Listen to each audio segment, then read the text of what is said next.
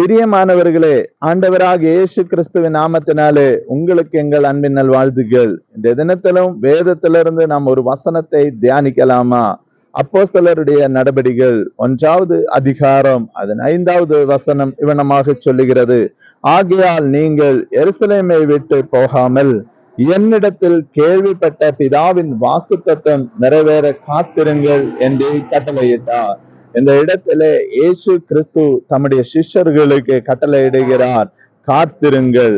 ஆம், இன்றும் உங்களை பார்த்து கர்த்தர் சொல்லுகிறார், நான் உங்களுக்கு தந்திருக்கிற தீர்க்க தரிசன வசனங்கள் நிறைவேற என்னிடத்திலே காத்திருங்கள். கர்த்தர் நம்மிடத்திலே சொல்லுகிறதான வார்த்தை காத்திருக்க வேண்டும். இன்று இந்த உலகம் விரைந்து ஓடிக்கொண்டிருக்கிறது. உலகத்திற்கு இன்று மெதுவாக ஓட தெரியாது. உலகமானது உடனடியாக பணக்காரர்கள் ஆக வேண்டும் என்ற நினைப்பில உடனடியாக